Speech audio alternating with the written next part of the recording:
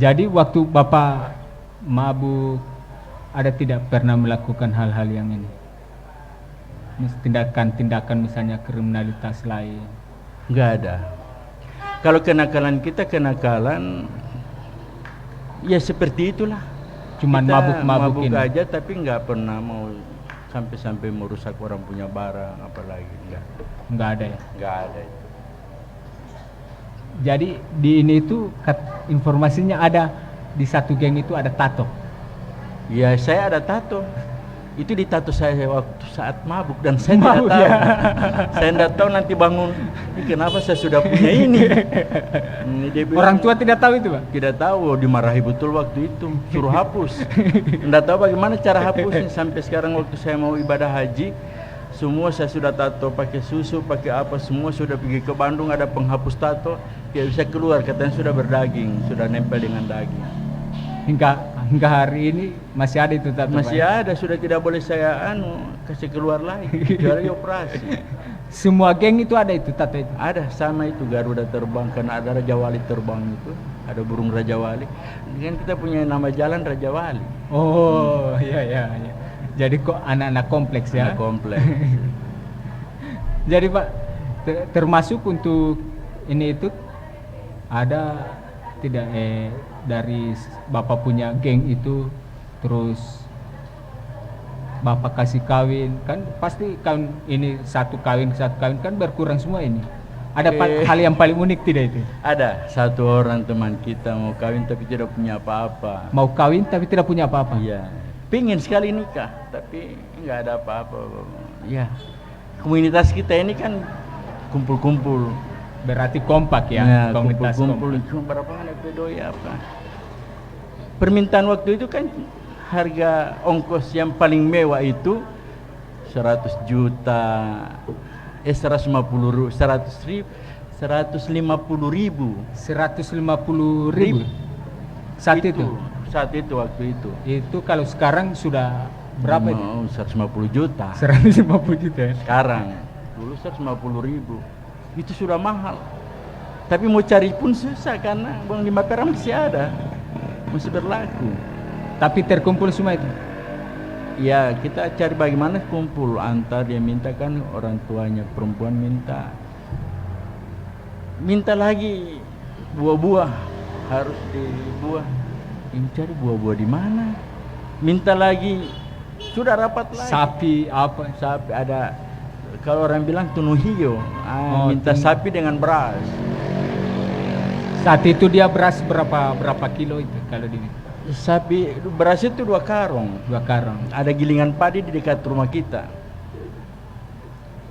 Ya, gimana mau dapat 2 karung ini? Kita sudah berombuk. Bagaimana mau dapat sapi? Bagaimana mau dapat kambing? Kambing bukan permintaan, tapi kita kasih bonus. Ada bonus ya? Bagaimana ada bonus? Timbul ide. Teman-teman sepakat. Semua sapi yang berjalan itu pasti tidak ada yang punya. Milik bersama ya? Iya, karena tidak diikat pakai tali, pakai apa, pokoknya tangkap. Ya, kita tangkap itu malam-malam. Itu daerah mana itu biasa kalau eksekusi? Dari Batu Dasa. Korbannya daerah Batu Dasa. Jadi kita tangkap, kita ambil. Itu yang kita bawa. Kita tambah sebagai apa itu dutu apa antar 1 kali. Jadi mengambil sapi dari Batu Daa. Pokoknya kalau yang di luar itu yang tidak terikat, saya anggap itu kita orang komunitas bilang orang itu boleh diambil ini. Karena jadi kita curi. Terikat. Jadi dicuri semua itu. Nah, jadi beras juga kita minta dia tidak kasih, kita ambil lewat gudang. Ada teman saya yang panjat. Dikasih kurang. Masuk di gudang, dapat 2 karung. Pokoknya semua itu kita ambil dengan cara, tapi ya kita untuk membantu, karena yang kita bantu juga belum tentu yang punya beras juga orang sudah berjakat atau apa. Dulu kita ambil saja, ambil kemajuan. Mau kasih kenapa kan ini supaya mau itu saat itu sapi berapa ekor? 2 ekor. Kambing 5. Bonus 5 ya? Bonus 5 kali. Hasil curian semua. Tidak tahu siapa yang punya, di jalan semua. Oh, saat itu kan ambil. Kambing apa kan masih liar. Berkeliaran kan? Kalau ada yang punya pasti dia ikat. Kalau berkeliaran pasti itu milik umum. Kita ambil. Buah-buahan hasil dari mana? PT sama orang-orang punya kebun, nangka cari di kebun. Saat itu Memang di lagi sini musim. masih ini ya? Ya, tubuh-tubuh ini yang merah, yang kuning, cari di mana potong. Pokoknya diatur Diambil memang. semua. Baru suruh antar. Sampai sekarang, tapi temenin sudah bagus. sampai nikah Pak? Sampai selesai nikah minum lagi di situ. Oh, Acara mabuk-mabukan minum-minum. lagi. Terus istrinya tahu sampai sekarang bahwa itu Enggak ditahu. tidak tahu ya? Enggak ditahu bahwa itu hasil curian. Enggak ditahu itu sampai sekarang. Hanya sesama geng Iya, saja. itu aja. Baik Pak, ini ada masuk pertanyaan Pak dari Kisman Abu Bakar. Pak, waktu mencuri sapi apakah terfikir untuk menjadi pejabat sekda? Saya tidak tahu. Saya ini tidak pernah bermimpi menjadi pejabat sekda. Karena tidak dalam pikiran saya itu. Ini pun saya sebagai rektor, saya tidak pikir kalau saya menjadi rektor. Iya. Pokoknya ya itu aja. Cuma itulah perjalanan nasib kita. Saya nakal, tapi nanti saya berhenti minum itu ketika ada daging. Daging itu setelah kena cap tikus berubah warna. Di Daging. situ saya baru kaget. Berarti yang selama kita konsumsi ini itu bisa merubah. Itu di situ. Coba ambil daging, baru siram dengan cap tikus, dia berubah jadi pucat. Daging apa? Sama itu dengan Ya pikiran saya karena dia masuk berarti itu dia berubah. Nah selama ini berarti di dalam itu akan terjadi begitu perubahan-perubahan. Nah itu yang saya takut. Saya berhenti di situ. dari situ Pak. Iya. Itu berapa lama sampai berhenti? Lama sampai sudah semester 1 juga saya masih minum. Semester 1 mahasiswa. Pernah diusir dosen yang mabuk keluar. Masuk Masih kampus? masuk Mabuk? kampus. Itu sekitar berapa lama itu? Semester 1. Semester 2 saya sudah temukan itu baru saya berhenti. Berapa lama dia? Sekitar ada 20 tahun itu mengonsumsi miras baru berhenti. Sekitar ya dari SMA sekitar 3-4 tahunan. 3-4 tahun. Ya. Seingat saya itu. Sekalian dengan tato apa semua itu ya. Ini tato memang keluar waktu saya mabuk. Sampai sekarang saya nyesal. Itu sapi juga itu kalau saya tahu itu saya kasih pulang, tapi tidak tahu kasih pulang di mana. Saya kan curi. Artinya nanti sekarang ya. Saya ini banyak dosa barangkali. Ambil orang punya baru tidak pamit kan. Ya di situ saya. Tapi mau kasih pulang ke siapa? Saya juga tidak tahu siapa yang punya. Bawa jalan-jalan kita tangkap baru bawa. Gitu ya. Ini juga waktu saya naik haji itu setengah mati saya cari plester Pak, ditutup. Waktu mau tawaf itu kan kita pakai baju Tawaf. ihram kan, ini kelihatan cuma sebelah sini tertutup. Jadi saya sibuk terus Pak, ambil plester tutup ini. Nggak tahu batal atau tidak, tapi saya sudah berusaha kasih keluar, tidak bisa keluar lagi. Berikut Pak, sekarang kan Bapak menjabat sebagai rektor ya, Iya. Rektor Universitas Nahdlatul Ulama. Ide pertama kali muncul itu Pak, di mana? Di lapas juga. Di lapas juga ya. Saya mau bikin kampus, karena sudah Jadi ada. di samping 2 buku Bapak bikin, Iya. ide juga lapas juga dari situ ya.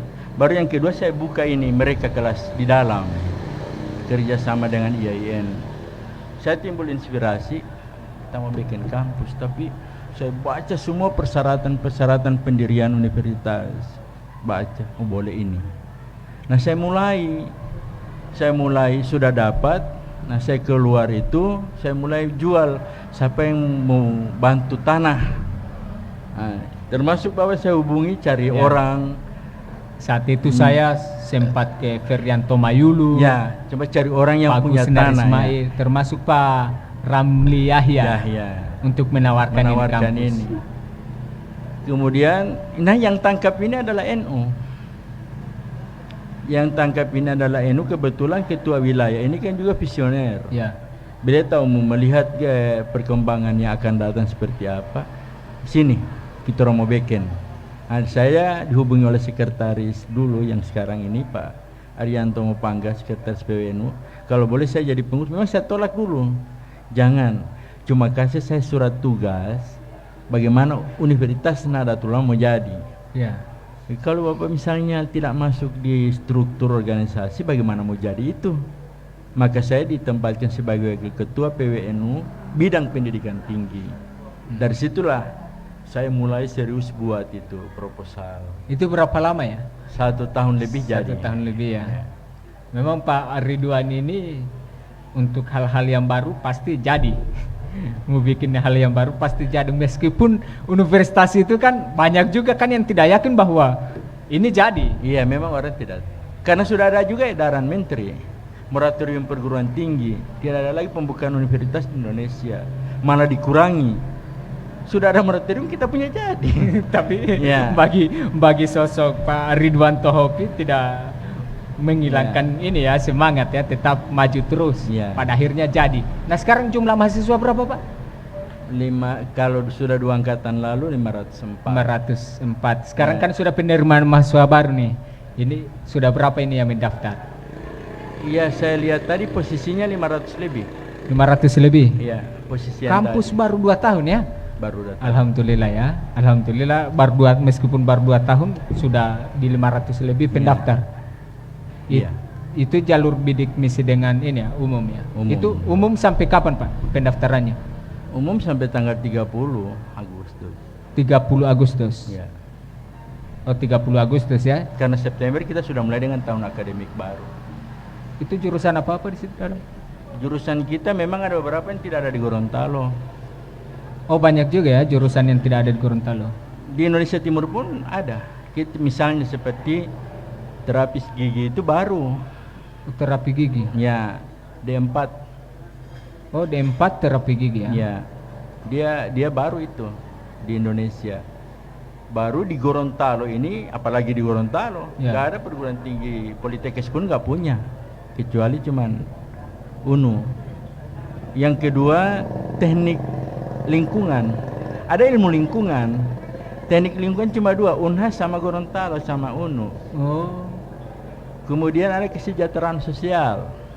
ya, pendamping Pendamping ini ya, desa ini yang apa ya? PKH-PKH. Ya. Ini sekarang PKH-PKH kan cuma sarjana umum, ada apa ya. Sekarang sudah ada program studinya di Gorontalo.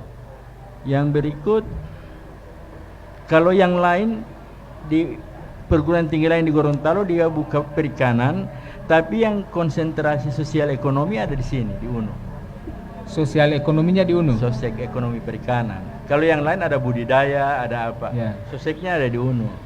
Jadi kenapa kita buat itu program studi? Memang kalau kita masih sama lagi membuat ini ada di perguruan tinggi lain, dia jenuh.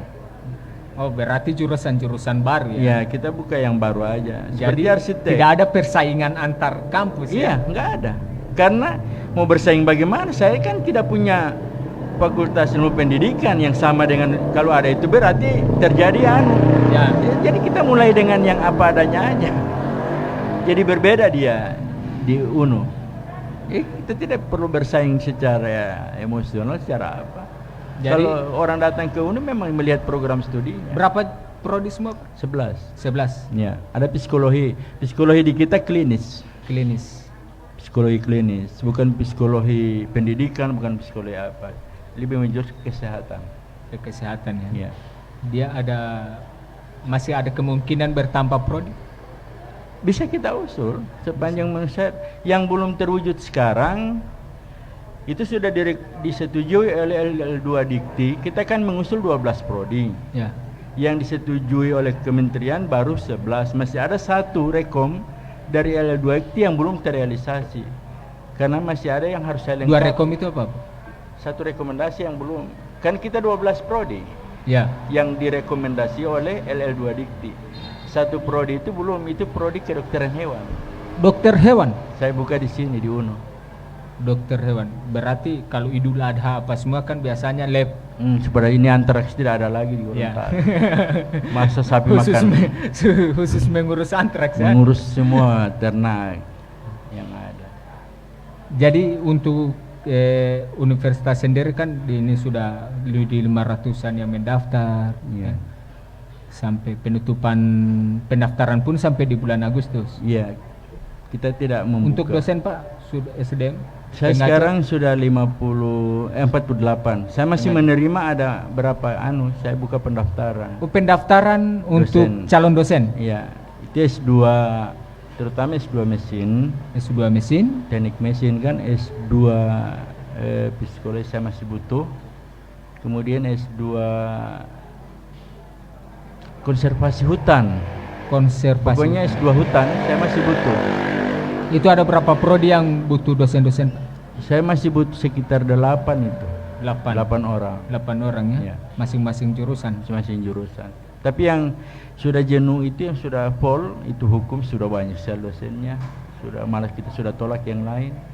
Kemudian pemerintahan juga kita sudah tolak, banyak sekali Karena yang sudah melamar. banyak.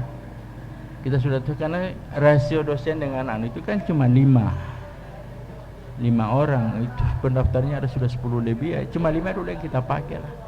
Jadi bisa jadi itu bertambah untuk dosen-dosen ketika jumlah mahasiswa juga ini Ya, naik ya. kalau rasio antara mahasiswa dan sudah banyak baru kita. Terhitung bagus ini di 5 baru 2 tahun sudah di 500-an ya pendaftar. Iya. Dan itu progres yang paling ini kan. Termasuk ini Pak. Ini informasinya juga Pak Ridwan menggagas pembentukan Kabupaten Bone Raya. Iya. Saya sudah ada SK. Oh, sudah ada SK itu? SK dari Pak Hamimpo, Ketua Tim Pendirian Kabupaten Persiapan Bone Pesisir. Persiapan ya, Bone Iya, Pesisir. Ya. Saya SK-nya, saya ketua, sekretarisnya ada dari sana Pak Ruhban. Ada. Sudah mulai jalan sekarang progresnya? Cuma karena Covid. Oh, masih Covid saja ya? Tidak, cuma kalau semua bahan, instrumennya, persyaratannya sudah lengkap. Targetnya Bapak ini sudah pemekaran ini sudah ini Sudah berapa lama? ditutup. Ya. Tergantung dari kita ini kan bagaimana meyakinkan pusat. Kan sebuah pemekaran itu tidak disetujui, jangan sampai kalau daerah itu mekar itu jadi beban negara. Ya. Itu kan yang dikhawatirkan. Nah, kalau saya melihat Bone Pesisir dia surplus. Penduduk Sudah antara layak ya? Kalau menurut dengan analisis ada BEP-nya, break effect point-nya, multi effect point-nya. Kita menghitungkan jumlah PAD yang bisa dihasilkan. Kita bisa dapat baru dibagi dengan jumlah rasio penduduk. Kita bisa surplus. Dari SDA, SDM Kita punya tambang Pak di situ, Ada ada tambang? emas. Ada emas di situ, ada tembaga di situ. Samping itu ada laut. targetnya berapa lama itu Pak sudah terbentuk? Tergantung daerah, kita yakinkan daerah. Walaupun ada moratorium, itu kan cuma bahasa untuk mengendalikan jangan sampai semua orang daerah beramai-ramai memajukan. Yang penting di sini dia layak dan apakah dia tidak membebani lagi uang. Termasuk yang penting yakin. Buat dulu Pak, belakangan. Kalau ini kita semua pesimis, Anda boleh. Bagaimana tidak boleh berarti tidak berbuat? Ya. Bikin dulu kan, jika ada kekurangan perbaiki. Satu ketika Tuhan akan kabulkan itu. Kalau semua orang berdoa, pasti bisa. Cuma selalu bilang, oh nggak bisa. Ini sudah ada surat ini, ini sobeken. Emang kalian ini tim DPOD, kalian adalah DPR, bukan kalian kan yang pengambil keputusan. Cuma selalu bilang nggak boleh, nggak bisa. Baru belum berbuat. Bikin dulu baru bisa. Nanti baru kita tahu apa tantangannya. Progresnya Pak sekarang Sudah selesai. Master plan-nya sudah. Kemudian ibu kotanya, analisis ibu kotanya sudah. Dia punya ekonomi sudah. Tinggal persyaratan tinggal 2 yang belum. Rekomendasi dari DPRD provinsi dan rekomendasi dari gubernur. Tinggal itu aja yang belum. Kalau bupati sudah ada rekomendasinya, DPR juga sudah ada rekomendasinya, DPR sudah. kabupaten. oh semua sudah ada ini rekom ya. Tinggal 2 aja. Berarti tinggal terkendala saja Covid Pak. Kalau bukan Covid sudah lama deklarasi. Oh sudah mau deklarasi Pak? Sudah ada deklarasi. Bahkan Pak Bupati Hamim sudah alokasikan anggaran untuk percepatan. Sudah ada anggaran Pemda Bone Bolango Untuk ini ya. percepatan pemekaran. Beliau sangat respon.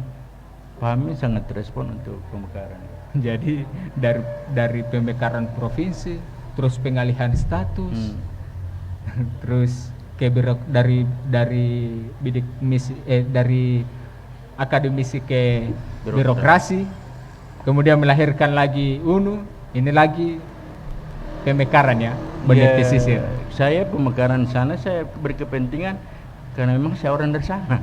Oh, Jadi saya tahu di situ, saya memang asli dari situ.